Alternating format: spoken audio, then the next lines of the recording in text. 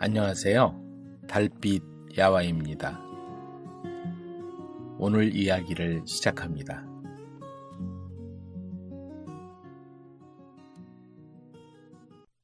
박서방의 화려한 변신. 어느 마을에 인심 좋고 부유한 최부자가 살고 있었다. 그는 이 지역에서 가장 큰 기와집을 소유한 대지주였다. 어느 봄날 최부자는 장남의 혼례를 치르며 온 마을 사람들을 초대해 성대한 잔치를 준비했다. 마을의 가난한 농부 박서방도 초대를 받았다. 박서방은 평생을 땅을 일구며 살아온 성실한 사람이었지만 가뭄과 흉년으로 형편이 어려워 입고 있는 옷은 기워 입은 지 오래였고 신발은 밑창이 닳아 발가락이 보일 지경이었다. 초대장을 받은 날 저녁 아내가 걱정스럽게 말했다. 여보, 최부자 댁 잔치에 어찌 가시려? 입은 옷도 변변이 없는데 체면이 있지. 그냥 가지 말고 새 옷이라도 얻어 입으시오. 하지만 박서방은 고개를 저었다. 옷이 무슨 상관이오? 마음이 중요하지. 최부자 어른이 나를 중요하게 여겨 초대하신 건데 그럴 필요 없어. 박서방은 순박한 미소를 지으며 낡은 옷을 털어입고 잔치집으로 향했다. 잔치 당일 최부자의 집은 축제 분위기였다. 대문 앞에는 화려한 등이 걸려 있었고 음식 냄새가 마을 전체에 퍼져나갔다. 비단 옷을 입은 양반들, 깨끗한 옷차림의 상인들이 당당히 들어가고 있었다. 허름한 옷차림의 박서방이 대문에 다가가자 주변의 시선이 그에게 집중되었다. 저 사람 좀 보게? 잔치집에 저런 꼴로 오다니. 입구를 지키던 하인이 팔짱을 끼고 앞을 가로막았다. 여보시오, 어디서 오셨소? 박서방이라 하오. 주인 어른께서 초대하셔서 그런 차림으로는 곤란하오. 박서방이 품에서 초대장을 꺼냈지만 하인은 코웃음을 쳤다. 그래도 그런 남루한 차림으로 안에 들어올 순 없어. 다른 손님들이 불쾌해하시지 않겠소? 그때 청지기가 나와 박서방을 위아래로 훑어보았다. 주인 어른께서 인심이 과하시단 말이야. 초대장이 있다니 돌려보낼 수는 없겠구려. 하지만 앞문으로는 안 돼요. 저쪽 셋문으로 가서 하인들과 함께 드시구려. 셋문이라니? 나도 엄연히 초청받은 손님인데. 보시오. 안에는 고을의 양반들과 부자들이 계시오. 그분들과 같은 자리에 앉을 수 있겠소? 그건 그분들에 대한 결례예요. 주변의 손님들도 고개를 끄덕이며 수군거렸다. 박서방은 더 이상 참지 못하고 조용히 말했다. 됐소. 가겠소. 뒤에서 하인들의 비웃음 섞인 목소리가 들렸다. 저런 사람까지 드릴 순 없지. 주인 어른이 너무 인심이 좋으신 것도 다리야. 박서방은 터벅터벅 집으로 돌아왔다. 아내가 놀라며 묻자 박서방은 긴 한숨을 내쉬었다. 당신 말이 맞았소. 옷이 문제가 아니라고 했지만 세상은 그렇지가 않더군. 박서방은 아무리 생각해도 분한 마음이 가라앉지 않았다. 그때 마음속에 한 가지 생각이 떠올랐다. 세상 사람들이 정말로 옷만 보고 사람을 판단하는지 확인해보고 싶구먼. 그 길로 박서방은 마을 친구인 이초 씨를 찾아가 비단 도포와 갓 깨끗한 버선과 신발을 빌렸다. 목욕 재개를 하고 머리에 기름을 바른 뒤 비단 도포를 입고 갓을 쓰니 완전히 다른 사람처럼 보였다. 완전히 다른 사람 같소. 아내도 놀랄 정도였다. 박서방은 의젓한 걸음걸이로 다시 최부자 댁을 향했다. 저분은 누구신가? 품위가 예사롭지 않으시네. 대문에 다가서자 바로 그 하인들이 지키고 있었다. 하지만 이번에는 상황이 완전히 달랐다. 어르신, 어서 오십시오. 하인이 허리를 깊이 굽히며 연신 절을 했다. 어서 들어오십시오. 귀한 손님이 오셨습니다. 청지기도 황급히 달려나왔다. 어느 고을에서 오셨습니까? 이쪽으로 오십시오. 자리를 마련하겠습니다. 세문으로 가라고 했던 바로 그 인물이 이번엔 정문으로, 그것도 가장 좋은 자리로 안내했다. 즉시 음식들을 가득 차린 귀빈상이 들어왔다. 다른 손님들도 인사를 하러 왔다. 처음 뵙습니다. 어디서 봉직하고 계십니까? 최 부자도 다가왔다. 어서 오십시오. 제 아들의 혼례에 함께 해주셔서 영광입니다. 바로 그때 박서방이 천천히 갓을 벗었다. 최 부자의 얼굴이 굳어졌다. 박서방? 주변이 술렁거리기 시작했다. 하인들의 얼굴이 새하얗게 질렸다. 박서방은 아무 말 없이 술잔을 들었다. 그리고 모두가 지켜보는 가운데 그 술을 자기 도포 위에 천천히 쏟기 시작했다. 계속해서 음식을 집어 도포 자락에 묻혔다. 국물을 도포에 끼얹고 떡을 도포 위에 올려놓았다. 저분이 대체 뭐 하시는 겁니까? 왜 옷에다가 저렇게? 박서방이 조용히 말했다. 내가 아니라 이 옷이 대접받는 겁니다. 그는 일어서서 모든 사람을 둘러보았다. 여러분, 내 말 좀 들어보십시오. 아까 나는 이 집 대문에서 쫓겨났었소. 초청을 받았음에도 불구하고 말입니다. 내 옷이 남루했기 때문이죠. 하인들은 나를 거지 취급했고 청지기는 나를 세문으로 보내려 했어. 하지만 같은 사람이 같은 집에 왔는데도 여러분은 나를 귀빈으로 모셨어. 무엇이 달라졌겠소? 이 옷 때문이요. 단지 이 옷 한 벌 때문이지요. 사람들이 숙연해졌다. 그렇다면 이 자리는 나를 위한 것이 아니라 이 옷을 위한 것이요. 사람인 나를 본 것이 아니라 옷을 입은 겉모습만 본 것이요. 따라서 이 음식과 술은 마땅히 이 옷이 받아야 하지 않겠습니까? 잔치집은 쥐죽은 듯 조용해졌다.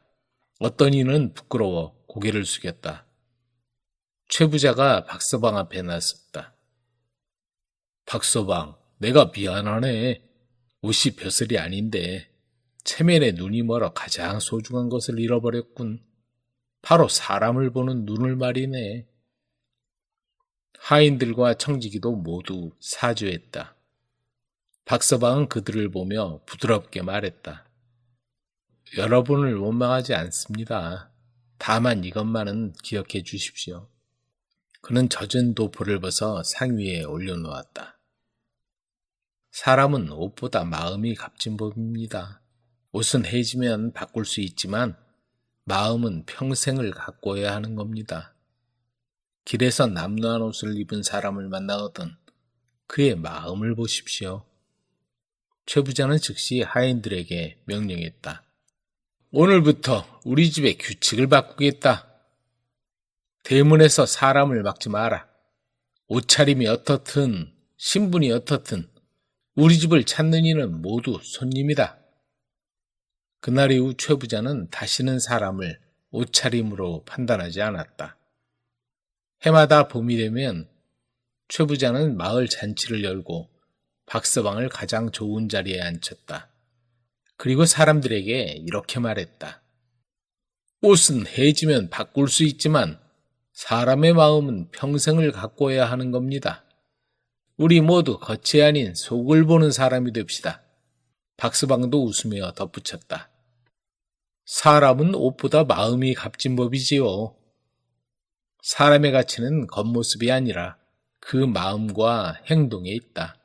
옷과 재물로 사람을 판단하는 것은 진정한 가치를 놓치는 것이다. 신방을 찾아온 불청객의 보은. 신랑이 참 듬직하게 생겼구먼. 진주 정진사댁 작은 자제라는군.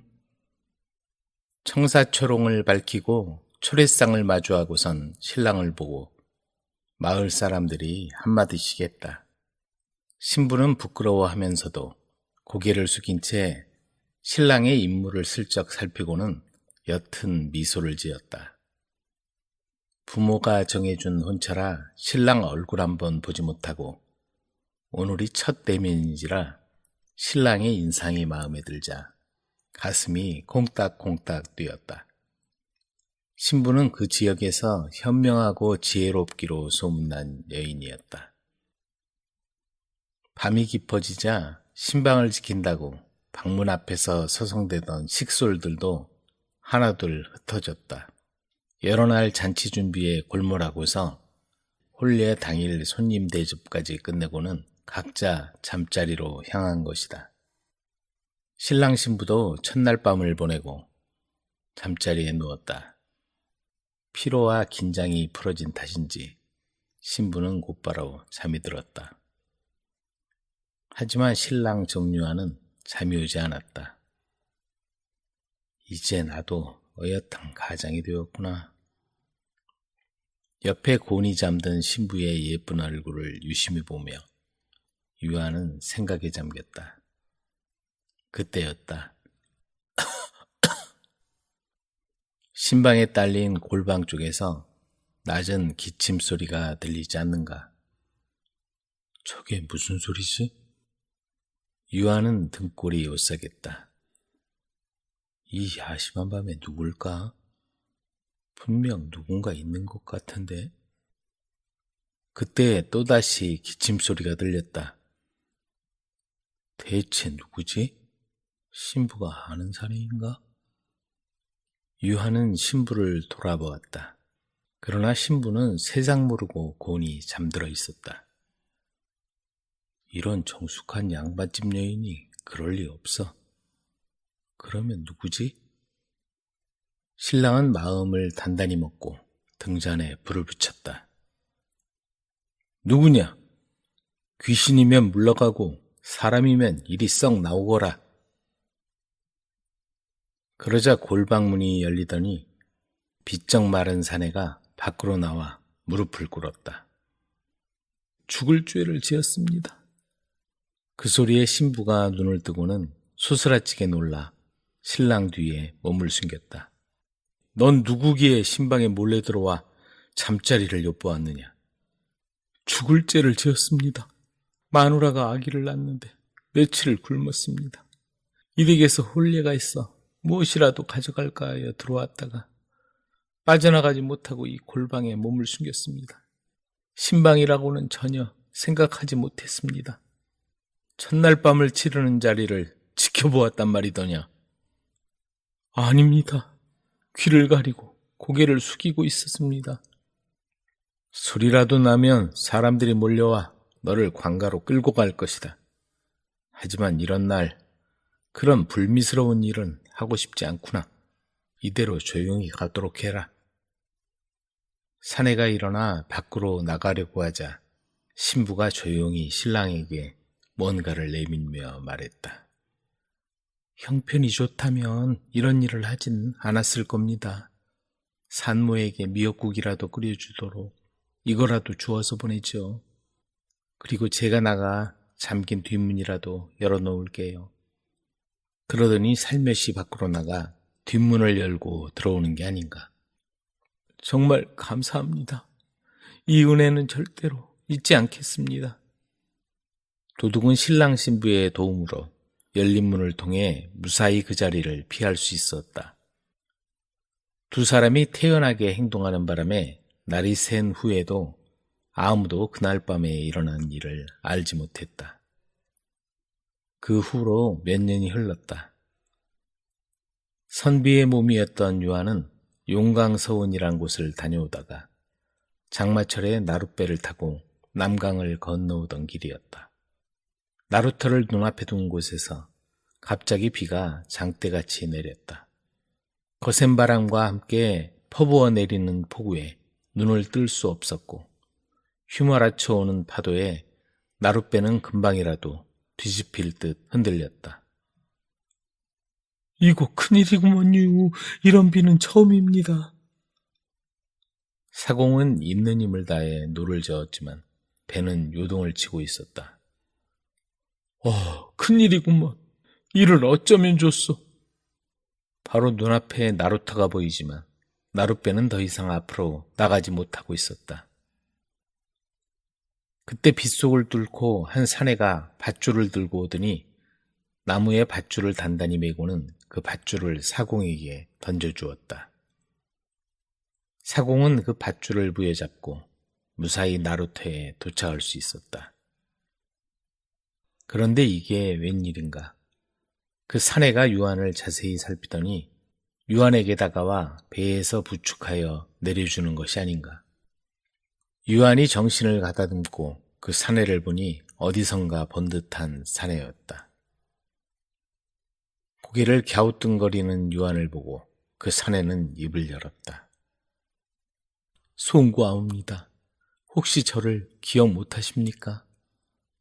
몇 년 전 첫날 밤에. 그럼 바로 자네가? 유한은 그날의 기억이 떠올랐다. 맞습니다.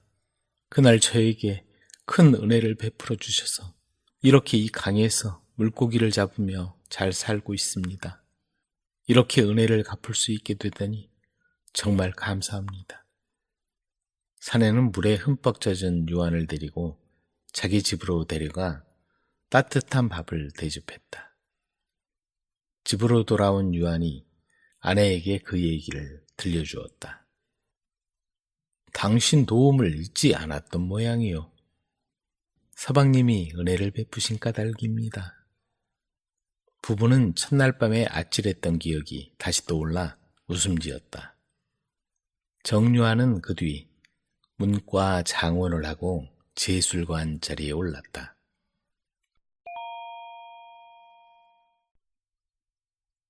떠돌이 여인과의 만남. 영월 어느 마을에 빈천이란 사내가 살았다. 그는 얼마나 운이 없는지 하는 일마다 되는 게 없었다. 가축을 키우면 짐승이 물어가거나 도둑맞기 일쑤였고 농작물도 병충해를 입어 못쓰게 되었다.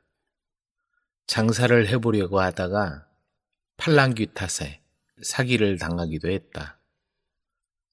그러다 보니 그나마 가진 재산도 거덜이 나버렸고 늦장가를 들어 신혼재미를 볼 틈도 없이 색시마저 주랭랑을 치고 말았다.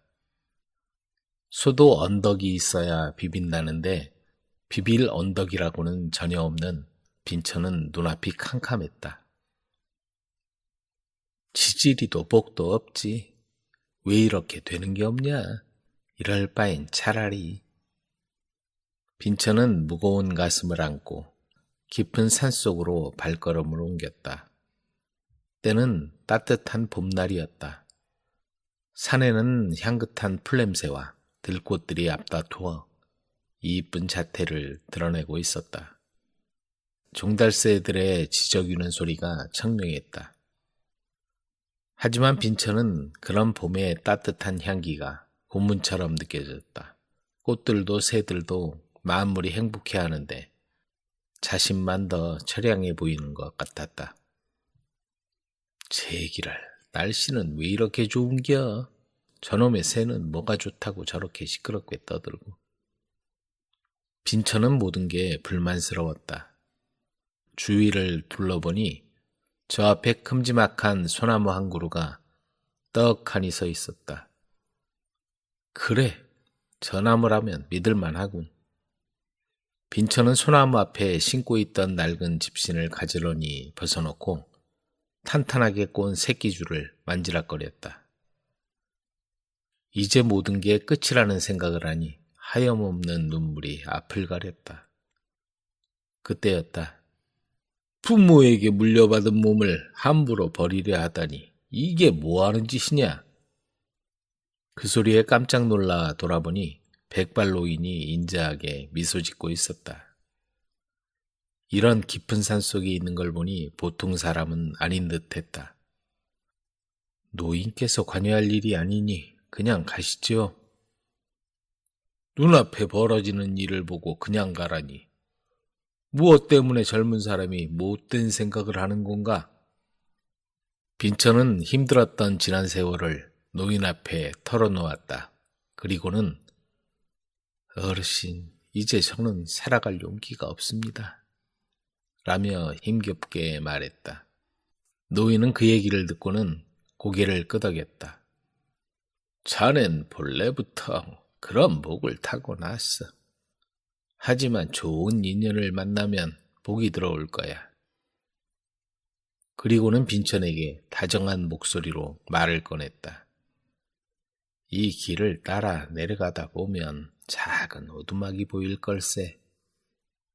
거기서 인연을 찾게. 그리고 처음 만나는 아기에게 부성이란 이름을 지어주게. 그러면 자네는 하는 일마다 다 잘 될 거야. 그리고는 빈천이 잠시 고개를 돌린 사이 노인이 사라지고 보이지 않았다.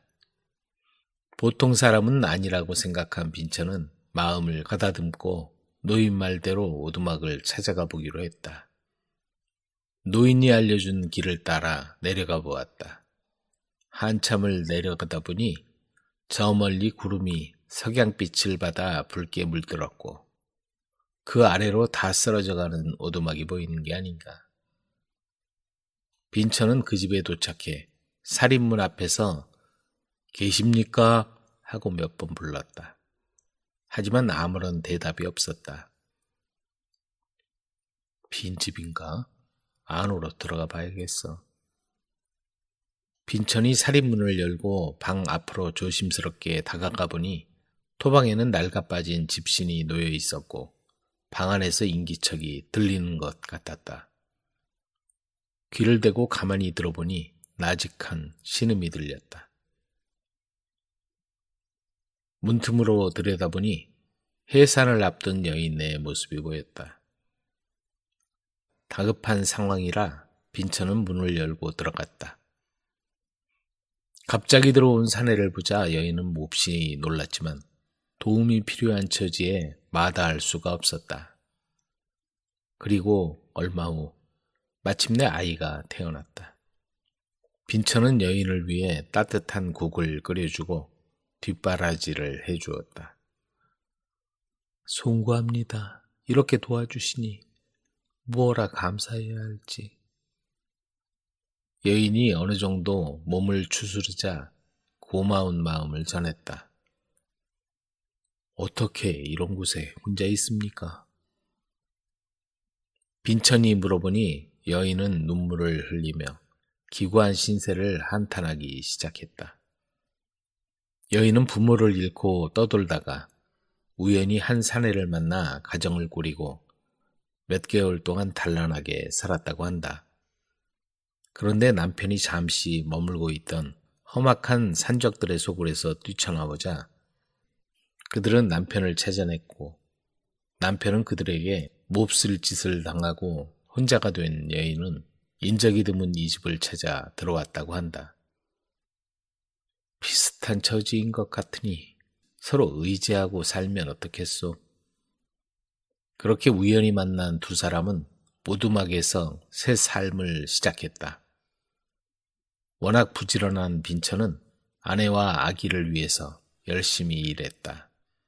나무를 해서 팔거나 산나무를 뜯어 살림에 보태며 아기를 정성껏 키웠다. 그들은 노인이 말한 대로 아이에게 부성이란 이름을 지어주었다. 부성이는 하루하루 무럭무럭 건강하게 자랐다. 날이 갈수록 그들의 살림살이는 점점 나아졌다. 농지를 개간해서 논밭을 늘리고 뭐든지 손대는 일마다 술술 잘 풀리기 시작했다. 그리고 몇 년 만에 빈천은 근동에서 내로라 하는 부자가 되었다. 저 친구 그렇게 되는 일이 없더니 복이 터졌어. 저 너무해 보이는 게 다 그 집 땅이라는군. 애들은 어쩌면 그렇게도 다 착한지. 그 집하고 사돈 맺고 싶구먼. 그게 쉽게 되겠어? 여기저기서 벌써 눈독 들이고 있던데. 그를 아는 사람들은 부러움에 한마디씩 했다. 빈처는 좋은 인연을 만나면 그 복이 나에게도 온다는 노인의 말을 가슴 깊이 새기고 있었다. 우린 마님의 한 일을 다 알고 있어. 달빛이 환하게 사방을 비추고 있었다. 한때 좌의정을 지낸 이대감의 집 모퉁이에 두 사람의 그림자가 서성이고 있었다. 정말 틀림없단 말이지? 그렇다니까. 기다려보게. 그림자의 정체는 하인 삼돌이와 그 마을에 사는 박서방이었다. 삼돌이의 얘기를 듣고 그날 밤 이대감 집 근처에 숨어 누군가 나타나기를 기다리는 중이었다. 이건 비밀인데 후원 자금마님한테 찾아오는 사내가 있는 것 같구먼. 이대감집 하인 삼돌이가 먼 친척 박서방에게 넌지시 일러준 말이다. 이대감은 기대하던 아들이 홍문관 대제학으로 있다가 모함을 받아 불행하게 세상을 떠나자 정치의 염증을 느끼고 벼슬에서 물러나 고향으로 낙향해서 살고 있었다. 후에 아들의 결백이 밝혀지자 이대감은 허망한 마음 금할 길 없었고 나라에선 남편을 잃고 지조를 지키며 독수공방하는 며느리에게 연료문까지 세워주며 위로했다. 그런데 어느 누가 연료로 소문난 여인이 야심한 밤에 사내를 맞을 줄 생각이나 했겠는가. 그때 숨죽여 기다리는 두 사람 앞에 수상한 그림자가 나타났다. 그러더니 후원으로 통하는 작은 문으로 슬며시 사라지는 것이다. 고 봐, 내 말이 맞지? 자네 말이 옳았구먼. 연료 며느리가 사내를 들일 줄이야. 그리여, 좀 더 확인해보자고. 두 사람은 사내가 들어간 문을 따라 후원 뜰에 이르러 어둠 속에 몸을 숨겼다. 나뭇가지 사이로 달빛이 환하게 비쳤다. 삼돌이 몸을 웅크리고 앉아있자니 지난 일들이 주마등처럼 스치고 지나갔다. 몇 해 전 이대감의 아들이 세상을 떠나자 삼돌은 하늘이 무너지는 것 같았다. 어릴 적부터 이대감 아들은 인품이 남달랐다. 종이든 하인이든 머슴이든 누구든 가리지 않고 똑같이 대우해 주었다. 삼돌은 자기보다 10살이 어린 주인을 그림자처럼 쫓아다니며 시중을 들었다. 아니, 시중이라기보다 함께 동행하는 사이였다. 삼돌은 도련님이 좋았다. 과거에 급제했을 때도 삼돌은 도련님을 등에 업고 마당을 한 바퀴 돌았다. 허허, 이 사람아, 민망하네. 빨리 내려놓게. 껄껄 웃어 보이는 도련님이 세상에서 제일 멋져 보여서 삼돌은 온 마을을 돌아다니며 과거에 급제했다고 떠들어대며 자랑했다. 그런 주인이 세상을 떠났을 때 삼돌은 모든 걸 다 잃은 것 같았다. 한 번은 자기도 서방님을 따라가고 싶다고 주막집에 가서 술 한잔 마시며 객기도 부렸다. 그런데 작은 마님이 딴 사내와 만나는 걸 알게 된 삼돌은 처음에는 눈이 돌아갔다. 그리고 한동안 밥이 목에 넘어가지 않았다. 저런 여인에게 연료문을 세워주다니 먼저 간 서방님만 불쌍하구나. 나도 이렇게 분한데 서방님이 이 사실을 알면 얼마나 분할까? 삼돌은 며칠을 생각하다가 사실을 확인해 보기로 했다. 그래서 박서방을 불러 그날 밤 그 작자를 잡기로 한 것이다. 얼마나 시간이 지났을까? 인기척이 나더니 작은 마님의 방문이 조용히 열리고 한 사내가 들어왔던 문을 통해 재빠르게 달아나는 것이었다. 따라가 보세. 어떤 놈인지 잡아서 알아봐야지. 머뭇거리는 박서방을 다그쳐 삼돌은 어둠 속으로 사라지는 사내를 쫓아갔다. 꼼짝 말고 거기 서라. 두 사람은 산길로 달아나는 사내를 따라가서 쓰러뜨렸다. 갑자기 당한 봉변에 그 사내는 외마디 소리를 지르며 꼼짝을 못했다. 왜 이러시오? 사내의 정체는 가래비 장터에서 한두 번 본 적이 있던 장사꾼이었다. 대감집 후원에서 왜 도망쳐 나오느냐? 삼돌이 달려들어 사내의 목을 더욱 죄며 물었다. 누군데 죄 없는 사람에게 이런 행패를 부리느냐? 사내는 오히려 소리치며 호통을 쳤다. 이대감 댁 며느리와 놀아나고 오는 걸 다 알고 있다. 바른 대로 말해. 이번에는 박서방이 낚아채며 다그쳤다. 말해 어서. 차마 말을 못하는 사내를 삼돌이 주먹으로 치며 말했다. 그래도 입을 못 열어? 왜 작은 임박에서 나온 거지? 둘이서 목을 조이며 흔들어대자 견딜 수 없었는지 손을 싹싹 빌었다. 잘못했소. 죽을 죄를 졌소. 삼돌은 다행이라 생각하고 목을 가만히 늦춰주었다. 그러자 사내는 허리춤을 들추더니 묵직한 돈주머니를 꺼내놓았다. 누가 이런 거 달라고 했소? 삼돌이 돈주머니를 돌려주려고 하자 박서방이 막아섰다. 이번만 눈 감아 줄 테니 다신 얼씬하지 마시오. 사내는 뒤도 안 돌아보고 그 길로 주랭랑을 쳤다. 어긋난 행실을 바로잡으려고 한 것이지 돈을 바라고 한 게 아니잖아. 음탕한 여인에게 연료문을 세워준 게 분하단 말이야. 삼돌이 박서방을 향해 한마디 했다. 다시 못 올 걸세. 이번 기회에 돈도 벌고 좋지 뭘 그러나. 박서방이 돈주머니를 열어보니 장사가 제법 짭짤했는지 엽전이 수북했다. 반은 박서방 본인이 갖고 반은 삼돌에게 건네주었다. 나눠준 돈을 받아들고 집으로 돌아온 삼돌은 기분이 찝찝했다. 연료문 뒤로 사내를 불러들이다니 이럴 수가 있나.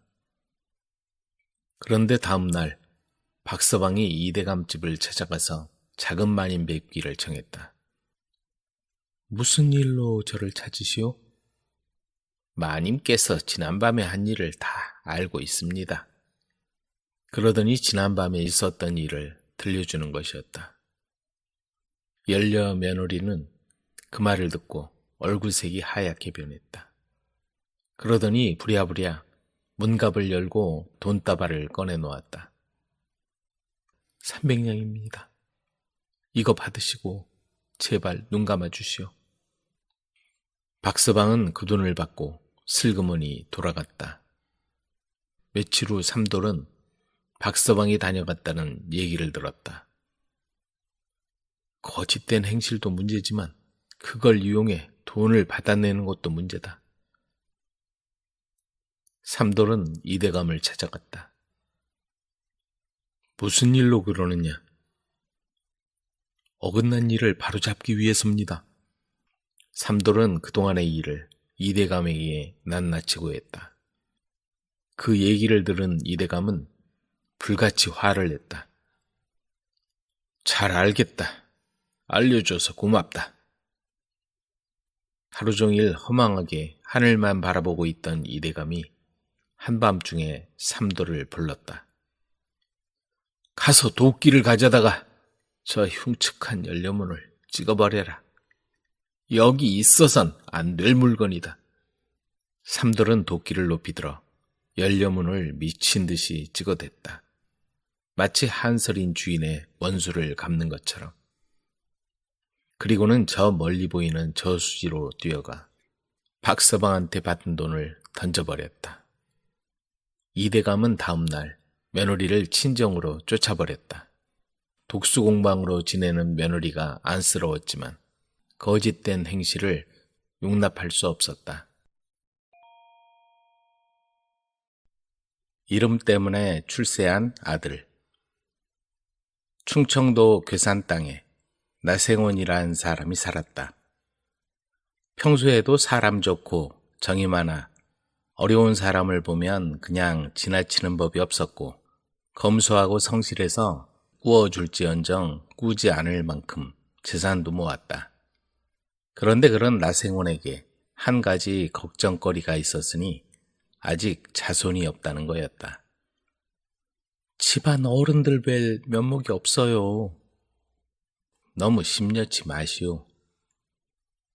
종손인지라 집안 대소사에 친척들이 모이는 날이면 어김없이 쏟아지는 눈총을 받는 바람에 나생원과 아내의 마음고생이 심했다. 후사라도 봐야 하는 거 아닌가? 고모부가 남기고 간 말 한마디가 뇌리에 맴돌았다. 전 괜찮아요. 당신이 결정하세요. 무슨 소리요? 조금 더 기다려 봅시다. 나생원 내외는 서로를 다독이며 자손을 기다렸다. 그 간절함이 하늘에 닿았던 것일까? 그들에게 늦지막이 아이가 생겼다. 나생원 내외는 세상을 다 얻은 듯이 기뻤다. 그리고 아이의 이름을 지어주기 위해 팔도를 돌아다녔다. 무엇보다 자손을 많이 낳을 수 있기를 바라는 마음에서였다. 형통이라 부르도록 하시오. 그러면 모든 일이 잘 풀릴 것이오. 지리산 깊은 산골에 자리 잡은 도사가 지어준 이름이 마음에 들어 내외는 아이에게 나형통이란 이름을 지어주었다. 형통이는 이름처럼 잔병도 없이 잘 자라서 건장한 도령이 되었고 이웃마을 박첨지의 딸과 가약을 맺었다. 하지만 나생원은 그렇게 바라던 손자를 보지 못하고 그만 세상을 떠나고 말았다. 나형통이 장가를 든 이듬해부터 담장 밖으로 아이 울음소리가 들리더니 해마다 그 소리가 그치지 않았다. 손이 귀한 집안에 경사가 난 것이다. 그런데 나형통은 머리가 그리 좋은 편이 아니었다. 부친의 생전의 뜻에 따라 해마다 과거 시험을 치렀지만 결과는 보나마나였다.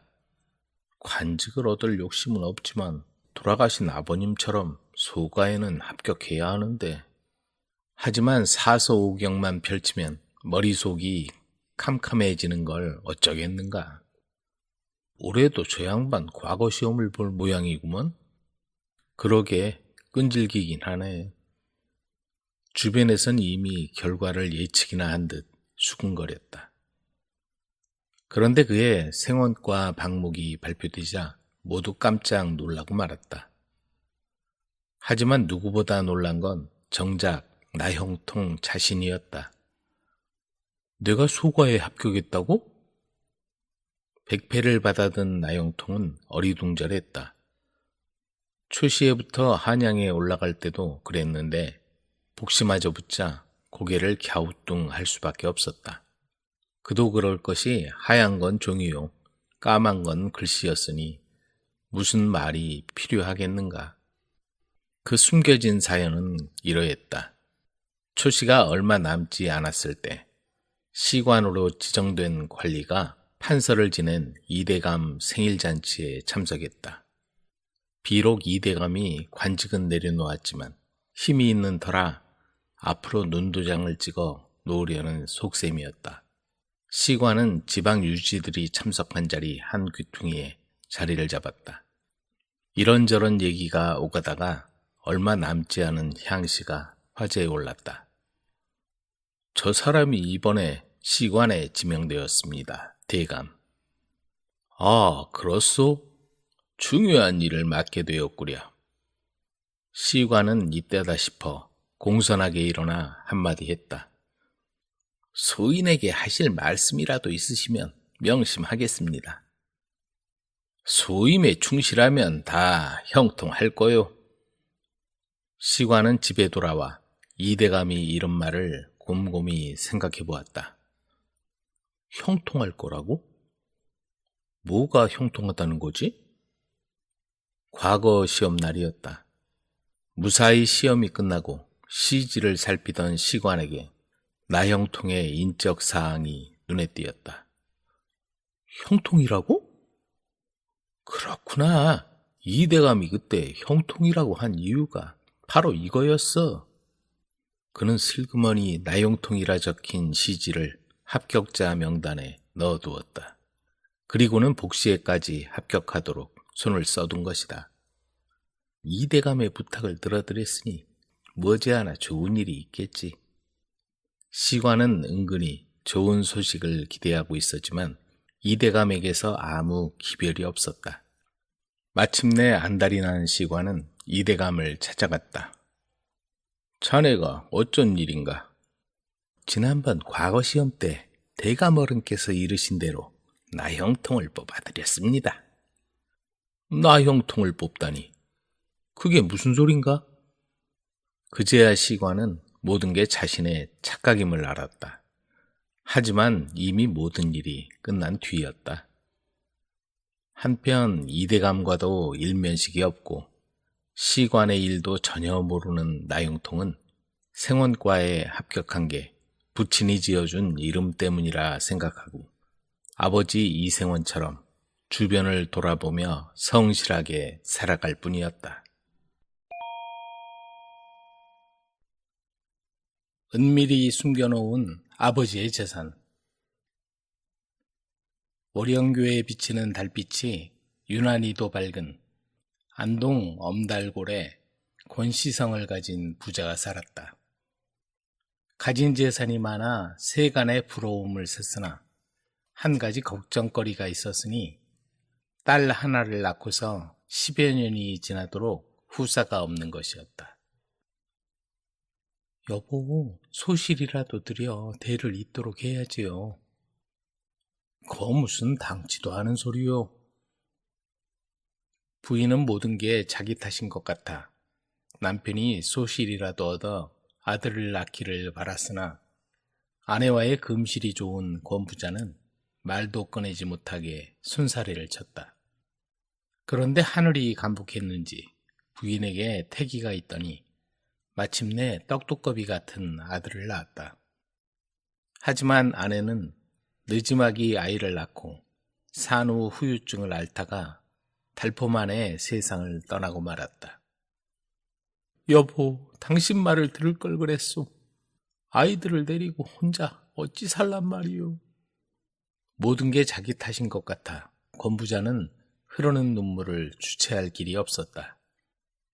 자식들 생각을 해서라도 후처를 드려야지 하는 친지들의 말에도 권 부자는 유모를 들여 아들을 키우고 관연한 딸을 출가시켰다.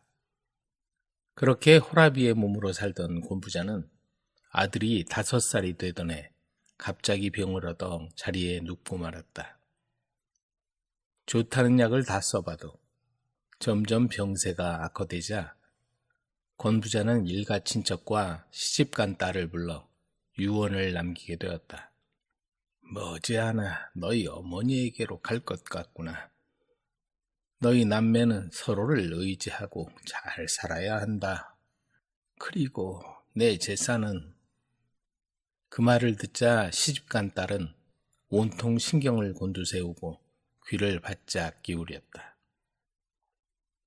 전에는 재산에 관심이 없었으나 시집을 가서 남의 식구가 되고 보니 아버지 재산이 탐나기 시작한 것이다. 하지만 아직 어리긴 하지만 대를 이을 아들이 있으니 큰 기대를 할 수 없는 노릇이었다. 저 아이만 없더라면. 딸은 속마음을 숨기고 아버지를 안심시켰다. 아버지, 왜 그런 말씀을 하세요? 어서 일어나세요. 하지만 권 부자는 하던 말을 계속했다. 내 집과 전답과 재산은 수진이에게 모두 남겨두겠다. 혁진이한테는 15살이 되거든 부자기에 쌓아둔 이 백지책 한 권을 주도록 해라. 뜻밖의 말에 모두 권 부자가 정신이 약간 이상해진 것 아닌가 하고 생각했다. 출가 외인이 된 딸한테 전 재산을 남겨주고 귀한 아들한테는 백지책 한 권만 남겨준다니 그게 무슨 소리란 말인가. 하지만 권 부자의 생각이 그러니 아무도 반박할 수가 없었다. 딸 수진이는 기대하지도 않던 아버지의 전 재산이 자기 것이 된다는 생각에 속으로 쾌재를 불렀다. 그로부터 얼마 후 권부자는 세상을 떠났다. 그러자 수진은 남편과 함께 아예 친정집으로 옮겨왔다. 아버지 말씀대로 혁진이 제가 기르겠어요. 수진은 친정집을 차지하면서 주변에 큰 소리를 쳤다. 하지만 아이를 낳자 동생이 눈의 가시처럼 여겨졌다. 그때부터 남의 눈이 있어 할 수 없이 같이 살기는 하지만 온갖 구박을 해대기 시작했다. 밭일이라도 거들어. 너도 밥값은 하고 살아야지. 서당에서 돌아오면 혁진은 머슴들을 따라다니며 잔심부름을 해야 했다. 시간이 지날수록 누나의 구박은 점점 심해지기 시작했다. 눈칫밥을 얻어먹는 혁진을 보며 하인들은 안타까움에 혀를 끌끌 찼다. 어이구, 불쌍한 혁진 도련님. 어르신이 계셨다면 호강하고 살았을 텐데. 이렇게 세월이 흘러 혁진의 나이 15살이 되었다. 혁진이 이제 내보내야겠어요? 그럽시다. 우리도 할 만큼 했소. 수진과 남편은 혁진을 불러 얘기했다. 언제까지 너를 돌봐줘야 하겠니? 너도 이제 혼자 힘으로 살아야 한다. 그리고는 15살이 되면 주라고 한 백지책 한 권과 돈 몇 푼을 쥐어주었다. 백지책을 건네받은 혁진은 방으로 돌아와 책장을 열어보았다. 아무것도 적혀있지 않은 빈 종이책이었다. 이걸로 뭘 하라는 거지? 학문을 하라는 말씀인가? 혁진은 아버지가 누나에게 재산을 다 물려주고 자기에겐 달랑 종이책 한 권만 남겨준 것이 너무도 원망스러웠다. 그렇다고 갈 곳도 없었다. 하지만 누나가 너무 심하게 닥달하는 바람에 더는 누나 집에서 살 수 없는 노릇이었다. 이제 어디로 간단 말인가? 아버지 어머니 보고 싶어요. 집을 나온 혁진은 담벼락에 앉아 먼 산만 바라보고 있었다. 도련님. 돌아보니 아버지 때부터 있던 나이든 하인 김씨였다. 그는 혁진이를 유난히 챙겼고 여름밤에는 혁진이를 업고 동네를 한 바퀴씩 돌았다. 등에 업힌 혁진이는 김씨를 아버지처럼 따랐고 김씨는 혁진이를 보며 가슴 아파했었다. 누나의 성화에 못 이겨 혁진이가 일을 거들려고 나오면 손 하나 까딱하지 못하게 했다. 사실 서당에 꾸준히 다닐 수 있었던 것도 김씨 덕분이었다. 공부하기 싫다며 서당에 가지 않으려는 혁진이를 어르고 달래어 간신히 서당에 보내곤 했던 것이다. 아버지가 돌아가시기 전에 믿을 만한 김씨에게 당부의 말을 했다. 이보게 김씨, 내가 가면 혁진이 좀 도와주게. 그 어린 게 부모도 없이 살 생각을 하니 눈을 감을 수가 없어. 김씨는 주인 어른의 당부도 있고 해서 어릴 적부터 혁진이를 유난히 챙겼고 혁진이도 김씨를 잘 따랐다. 그렇게 도련님이 집에서 쫓겨나는 것을 보자 김씨는 마음이 아팠다. 도련님, 이럴 때 힘이 되지 못해 송구할 따름입니다. 부디 잘 지내십시오. 아니네. 자네는 할 만큼 다 했네. 자네 은혜는 잊지 않을 거야. 도련님, 별 말씀을요. 제가 한 게 뭐가 있다고요. 그러더니 생각이 난 듯 아버지 친한 친구였던 박진사를 찾아가 보라고 이러는 것이었다. 그분을 찾아가면 그냥 보고 있진 않으실 겁니다. 혁진은 김씨가 일러준 대로 박진사 댁을 찾아가 문을 두드렸다. 박진사 어른을 뵈려고 왔습니다. 네가 누군데 감히 어르신을 뵙겠다는 거냐? 하인은 혁진의 행세를 위아래로 훑어보고는 으름장을 놓았다. 진사님의 친구 권일동 어른의 아들 혁진이라고 알아여 주십시오. 기다려봐. 하인이 시큰둥한 표정으로 안으로 들어가더니 다시 나왔다. 그리고는 아까와는 달리 사뭇 부드러워진 말투로 안으로 들어오라고 말했다. 네가 권부자의 아들 혁진이라고? 어릴 때 보고 처음인데 많이 컸구나. 이제 나이가 몇이냐? 15살입니다, 어르신. 진사는 혁진의 남루한 행색을 보고는 놀라서 물었다. 그런데 무슨 일이냐? 수진이하고 같이 살고 있지 않니? 혁진은 그동안의 일을 소상히 아뢰었다. 이런 고생이 많았겠구나. 이렇게 될 거라고는 생각도 못했다. 그러더니 혁진에게 물었다. 혹시 수진이가 뭔가 주지 않더냐? 혁진은 품 안에서 백지책을 꺼내놓았다. 그래, 바로 그거야. 다행히 가지고 있었구나. 박진사는 혁진의 손에서 백지책을 받아들고는 얘기를 꺼냈다. 그 당시 너희 부친이 병이 중해지자 나를 불렀다. 아들이 아직 어려서 재산을 물려줄 수가 없다고 말이지. 욕심 많은 수진이한테 관리를 맡겼다가는 물려주기 전에 다 없어질 거라고 걱정이 태산이었다. 그래서 우린 유언장을 내가 클 때까지 숨겨두기로 했다. 수진이에게 물려주는 것처럼 해놓으면 자기 재산으로 알고 낭비하지 않을 거로 생각했지. 말을 마친 박진사는 백지책을 펼치더니 등불에 비추었다. 자, 잘 봐라. 이게 숨겨놓은 부친의 친필유언장이야. 등불에 비친 백지에 권부자가 써놓은 글씨가 뚜렷하게 드러나 있었다. 그 내용을 읽어보니 이러했다. 혁진이가 15살이 되면 그동안 수진이가 맡아 관리하던 집과 전답, 그리고 모든 재산을 혁진이에게 돌려주도록 해라. 혁진이는 그 재산을 물려받아 집안을 일으키도록 하거라. 당부하기는 서로 남매 간의 우위를 지키도록 해야 한다.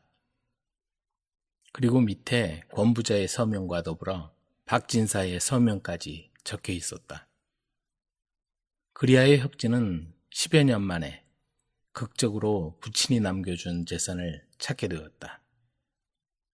혁진은 한편으론 수진이 원망스럽기도 하지만 그동안 길러준 은혜를 생각하고는 재산의 절반을 수진에게 나누어 주었다. 수진도 그동안의 잘못을 크게 뉘우치고 욕심 때문에 잃어버린 남매의 정을 다시 찾게 되었다. 이듬해 꽃피는 봄날, 박진사의 집에 초례상이 차려졌다.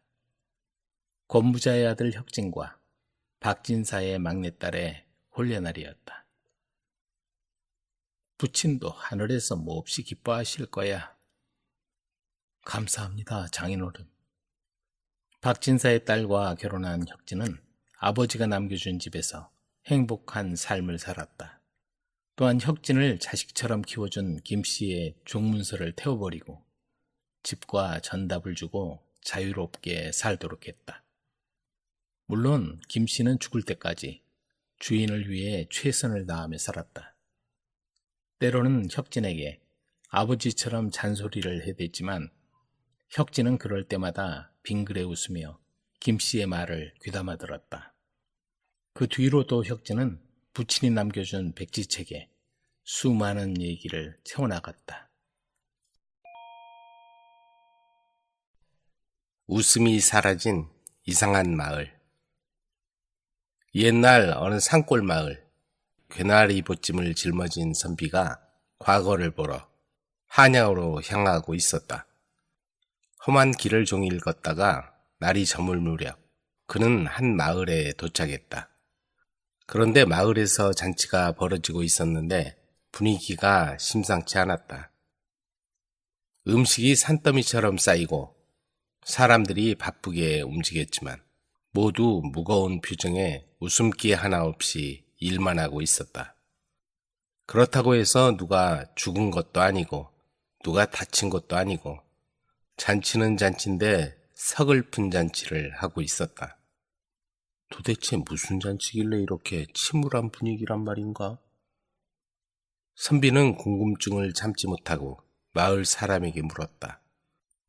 여보시오, 길을 가다 하루 묵어가려 하는데 어찌 잔치를 벌이면서도 모두 이렇게 슬퍼 보이는 겁니까? 마을 사람은 난처한 얼굴로 대답했다. 기쁘지 않은 잔치이기 때문이요. 자세한 사연은 저 어르신께 여쭤보시오. 선비는 마을의 원로를 찾아가 공손히 인사하며 물었다. 한양으로 과거를 보러 가는 나그네인데 날이 저물어 하루 묵어가고자 합니다. 그런데 이 마을 잔치 분위기가 왜 이리 무겁습니까?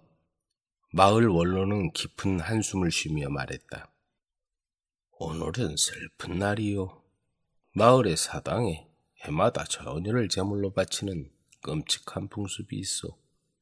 오늘은 최부잣집 외동딸을 제물로 바치는 날이라 모두가 침울한 것이요.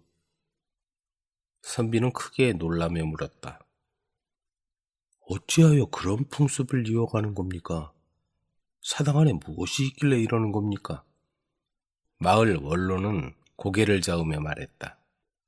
사당에 바쳐진 처녀는 새벽이 되면 흔적도 없이 사라지요.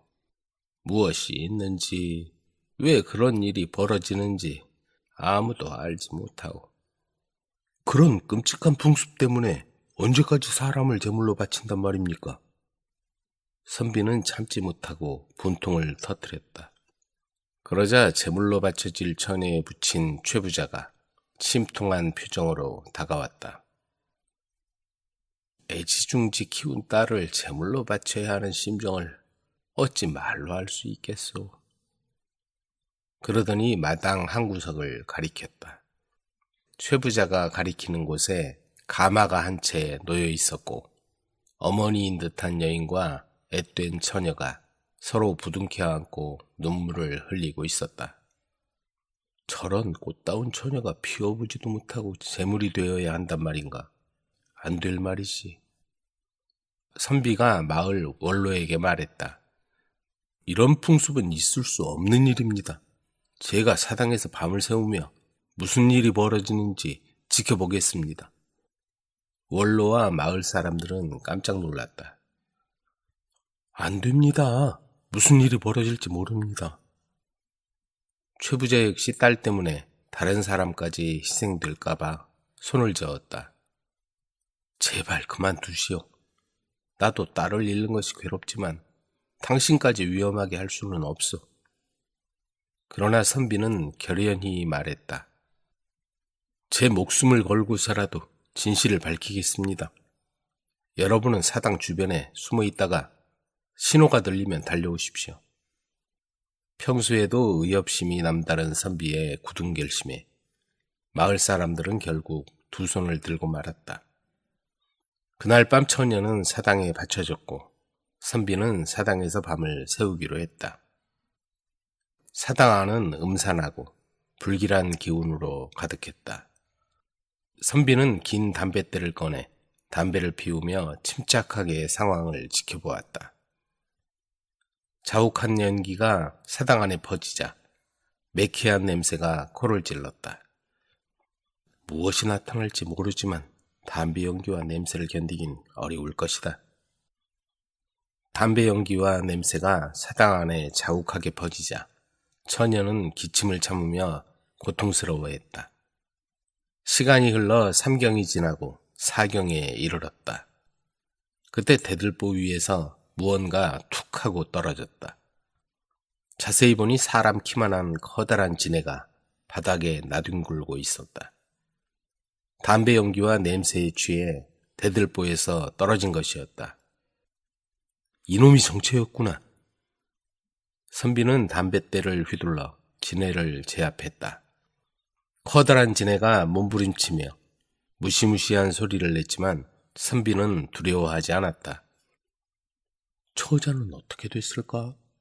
그 선비도 같이 죽었을까?